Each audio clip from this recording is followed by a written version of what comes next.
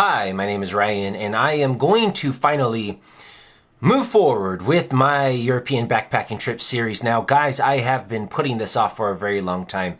I did 8 episodes. I talked about the trip from the start, even going before that, talking about my religious crisis, how it sort of got resolved in Israel, gave a lot of background, and I got into my story, and then I stopped at episode 8, and I didn't go further. And that's because, I guess I was a little nervous about the next episode. That and, other things in life and other interests. But really, I'm a little nervous to tell this part of the story because it was a little intimate for me. So I'm going to tell it anyways because I promised to finish it. And so that means I guess I really do want to tell it at some point. And so I either do or I don't. And I'd hate to leave an unfinished series. I'd hate to give you guys, even if you're not actually that interested, and you might be, I don't know, but I'd hate to make a promise and then renege on it. It sort of tarnishes my reputation or my reliability, as you will have it. So I'm going to tell this story. All right, so Paul, the last episode, which was episode 8, The Prodigal Son, I talked about the spiritual turmoil that I was going through. Even though I had stopped going to church, I still carried a Bible, still prayed all the time, still had all of those lingering effects of my Christian upbringing. And still, even though I had renounced my oath of not having sex before marriage, I was still very inexperienced as a man. I had sex, and guys, this episode is going to deal with sex. I'm not going to try to make it gross or anything like that, but this episode could get a little nasty. Okay, I'm not going to make it nasty, but this episode has to deal with sex. So if that makes you uncomfortable, you might want to skip this episode. So, even though I had dated girls in high school, had dated girls after high school, I wasn't thoroughly sexual because of that sort of lingering thing with my Christian religious upbringing, which was sex is a naughty thing. All right. Yeah.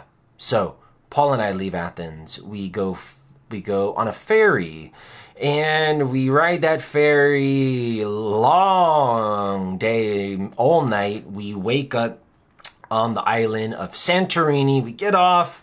Santorini is that beautiful Greek island, also called Thera. I think Thera is its official name, but it's better known as Santorini. It's got those blue and white buildings. It has a very interesting history and geography. If you look at a map of Santorini, it is actually formed from the caldera of a volcano that exploded thousands of years ago. And when it exploded, it disrupted the entire area, wiping out some settlements. The Minoan civilization was deeply affected by it. And today it is just the most charming Greek island, which is why I believe it's very popular with tourists to go visit. It is gorgeous. It has black sand beaches. And we went there. This is 2003. And we wanted to camp. So we, of course we would have liked to have stayed at a hotel if we were rich, but we were backpackers and we were trying to save money. And so found a campsite, decided that we were going to cook food. So we go to a little mom and pop market, buy a stove, local stove, butane, buy like some big heavy pots and pans, olive oil, salt, pasta, all that kind of stuff. Not the kind of camping stuff you're going to find in a high-end camp store, just local things. Way too heavy, way too impractical, but we were impractical, naive, foolish, beginning backpackers. So what do you expect? But we're happy. We're spending €5 a night for the both of us at this campsite. It's got a chlorinated pool, no Wi-Fi because it is 2003. It's got shade, although the shade does very little at this time. It is the hottest summer Europe has had for centuries. It's got a bathroom, but the bathrooms are squat toilets with no toilet paper. So this is part of the story that is a little embarrassing, okay? Because for whatever reason, Paul and I didn't travel with toilet paper or tissue packets. We were 22, 21-year-old guys and just didn't think about that, We didn't have toilet paper, didn't have tissue packets, didn't even think about buying that kind of stuff. And so now we're at this campsite. It's extremely hot. We're sweating all the time. And we have no toilet paper. So, although we would cook our dinners, and maybe even might have cooked our breakfast, we usually would go like buy a gyro or a gyro, you know what I'm talking about, those little delicious sort of flatbread tacos with that meat and the tzatziki sauce, and they put French fries, sometimes onions, and all that kind of stuff. A gyro, we'd eat one of those or get a slice of pizza. Pizza in Greece is actually fantastic, by the way. In fact, Greeks just are really good with food in general. I don't think you can get a bad meal there.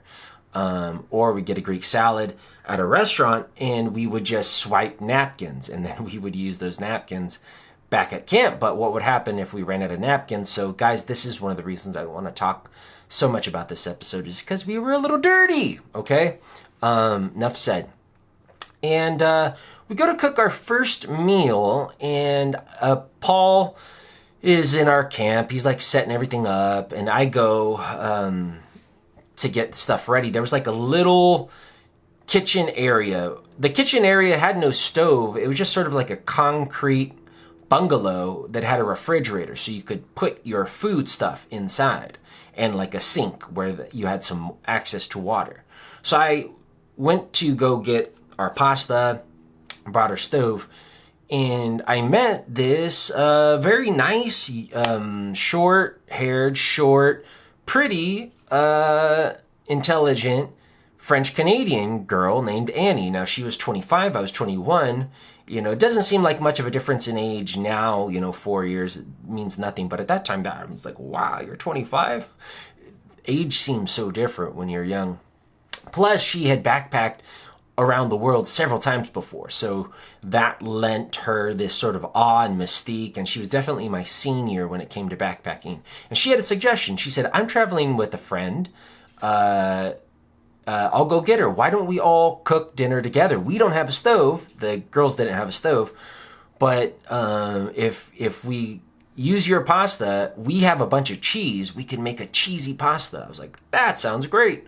So I go get Paul. She goes and gets her friend, Catherine. Catherine is the opposite of Annie. Annie, the girl that I just talked about, the 25-year-old experienced backpacker who is short-haired, very artistic, very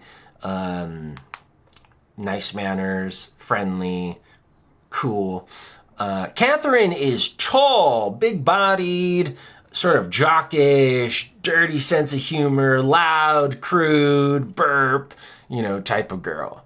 And 19. So 19-year-old big Catherine and 25-year-old little Annie. And then me and Paul, both 21 Americans, them French Canadians from, I think Annie was from Montreal, and I think Catherine was from like Quebec City.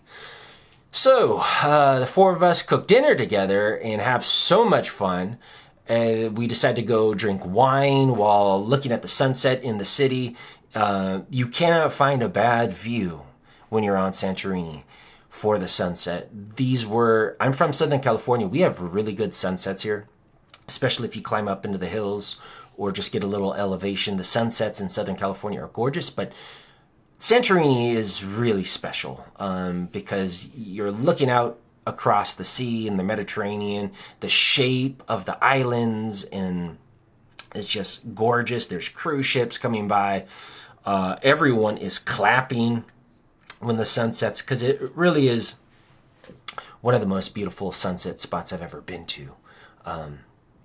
And we're drinking wine. Now it's dark. We're laughing. We're playing.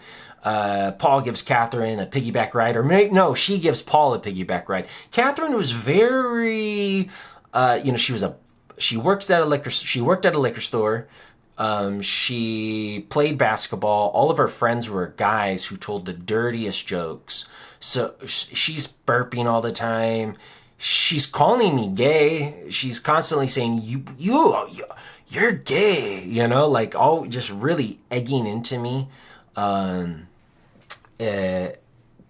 She's not the only person who called me gay, but but I'm not. Anyways, I didn't care. I really liked Annie. I wanted some sort of romantic experience with Annie. I liked her. She was just cute, pretty, intelligent. I really liked Annie. I wanted some romantic experience with Annie. There's 2 girls. There's 2 guys. Perfect. Fate has set it up. Paul, Catherine's all yours. That's what I'm thinking. That's what I'm imagining. Anyways, nothing happens the first night. We have the dinner, get drunk, drinking wine, watching the sunset, fooling around in the dark. Nothing happens. They go back to their tent. We go back to our tent. Next day, Annie and Catherine say, well, this is going to be our last night. Tomorrow we're going to go on to another island. Let's make it special. So we all hang out and having dinner again, cook together, go to the black sand beach, and go to the pool. I mean, we're just having fun so much. We're like, you know how sometimes it takes you a long time to get to know someone, but when you're backpacking, you can cross barriers and really get very close to someone very fast. It's the most remarkable thing. And I think that's one of the reasons, I've heard from psychologists, that's one of the reasons that a lot of guys will take women to scary movies or to theme parks, because the fear and the excitement can sort of cross the thresholds of intimacy faster. And the same thing is when you're backpacking, you're not around your comfort zone. There's a little bit of trepidation, you could be pickpocketed, lose your passport, you don't know the language. And so there's just something that happens to your spirit, your soul, your mind, your emotions, your body, when you're in a foreign country, especially backpacking, that you're able to meet people and form these incredible relationships really fast. And that's what happened between Paul, me, Annie, and Catherine. Little Annie and Big Catherine. So we cook dinner again, and we get a bunch of wine and alcohol. Wine, by the way, in Greece is very good. Local wine. Greece is famous for wine for thousands of years. Wine has been very important. I don't think they're famous today, like everyone wants Greek wine, but Greece has a long tradition of producing wine and wine being very important. And the local wine, I remember at that time, you can get a jumbo bottle, which would be probably equivalent to the volume of 2 of our normal bottles here in America, for €2, which would be $3. And it was very good. You could also buy, I think we probably bought some cheap liquor and made some really cheap cocktails. And we got drunk. And we played this card game, and we were laughing. We're getting to know each other. We're just having so much fun. The whole time I'm thinking, oh my God, even though it's their last night, we still have a chance. Me and Paul, Annie, Catherine, 2 guys, 2 girls. I really like Annie. Paul, I hope you like Catherine. Here we go. It's not how I think today, okay? I'm a married man. But 21 years old, single. What else are you going to think about? You're on the other side of the world. Here you've met this first French Canadian you've ever met. And she's cute, and she's hot, and she's got her friend who's calling you gay, but whatever. So anyways, that's how my mind worked for most of my 20s and a lot of my 30s. So we get really drunk, and we're having so much fun, but then Annie gets sick and scurries off to the toilet. And my hopes are dashed. I'm thinking I will lose my chance of any romantic encounter with Annie because she's leaving to go to another island tomorrow. This is our last night together. Now she's at the toilet. She's gone for more than a half an hour. Then Paul leaves. He says he's going to go get his pipe, come right back. He never comes back. So now I'm stuck with big, jockish, crude, burping Catherine, who's constantly saying that I'm a woman, that I'm gay, and it's just the 2 of us. And this wasn't how it was supposed to be. It was supposed to be Paul with Catherine and me with Annie. But that's not how it was. And sometimes life doesn't give you what you want. Life gives you what it gives. And you just gotta make lemonade with lemons, right? You wanted oranges, but you got lemons, so make some lemonade. And Well, I wasn't even thinking about making the lemonade. I'm just looking like, oh, here I am with Catherine, and I can see her braces, and, we're about the same height, about the same weight, and she's just looking into my face, and she's like, you're gay. You're not a man. And I'm like, huh. And then I look and I go, wait. She likes me. That hostility was masked attraction. Catherine, it was an epiphany. It was like, when the veil gets pulled from your eyes, you thought this person hated you, and actually all that attention they were giving you was indications that actually she had a little bit of veiled lust for you. I mean, I had heard that theory before, guys tease girls because they actually like them, or girls. I never really gave that theory much credit, but here I was face to face with it. It's like, when someone is saying with their mouth, you're gay, but their eyes are, you're gay. But they're looking at you with lust. So I was like, holy mackerel. And we started French kissing. So this was the first time I was French kissing with a French Canadian, who was wearing braces but didn't bother me. And so there we are. And this wasn't what I was expecting. I was hoping to have a romantic encounter with Annie, not with Catherine, who I didn't really consider to be my type. But here we are, French kissing under the moon. Both of our companions are nowhere to be seen. And she pulls me into her tent. And her tent is just clothes scattered all over the floor. There's no air mattresses, just clothes. She shared a tent with Annie, and Catherine was a wild beast of a woman. She just had all of her clothes scattered everywhere. So I'm not going to go into the details, but let's just say it was the most wild night of my life up until then. And I tried to escape, because it's one of those experiences where my mind's telling me no, but my body's telling me yes. You know what I mean? Sorry for screaming, but when your body's excited, you go with your body, but sometimes your mind is telling you no. And so I had that war because my mind kept saying, Annie's going to come back any moment. But anyways, I'm not going to go into more details. I tried to escape Catherine.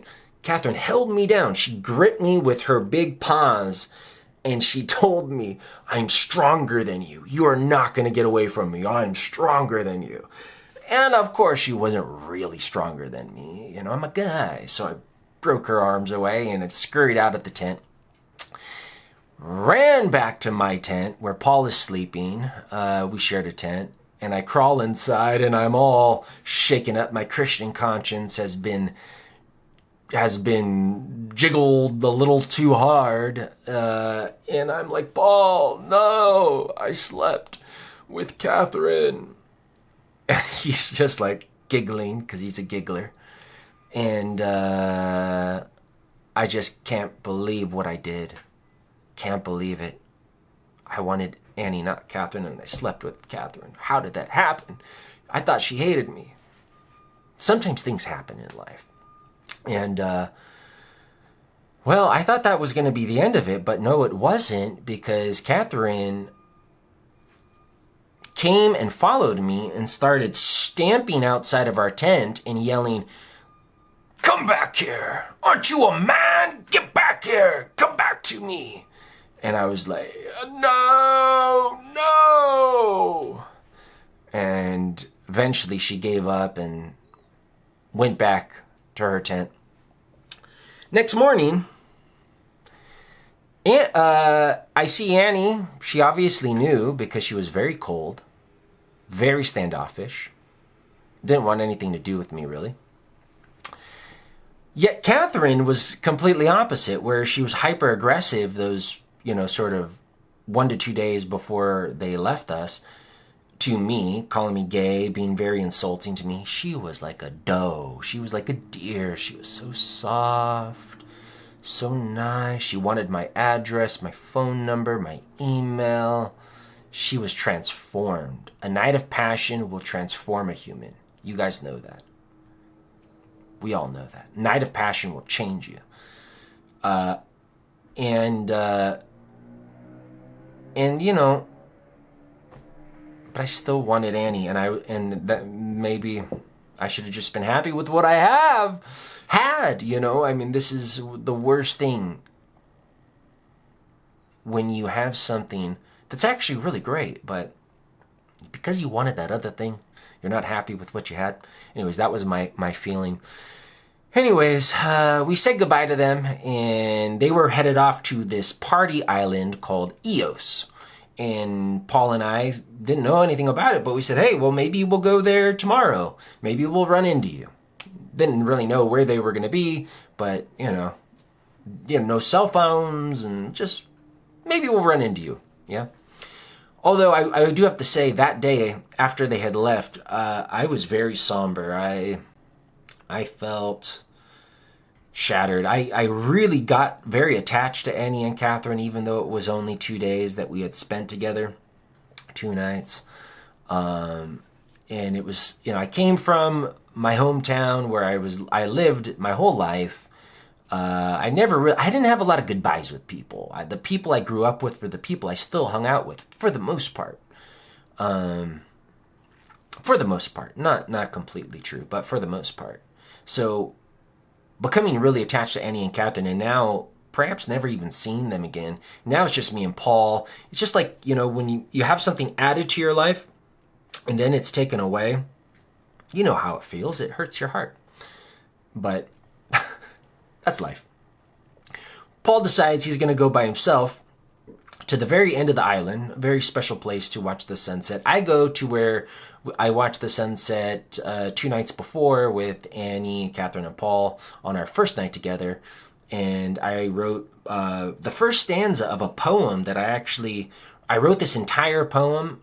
After every meaningful encounter, I would write one stanza along this 4-month backpacking trip. So it forms one whole poem, but each one is individual. So I wrote this, and I'll probably read that at the very end of this series. But I just remarked at how gorgeous the sunset was and how much of an importance it plays in human life, because people were just almost like you see people sitting in seats looking at a screen for the movie and everyone just watching.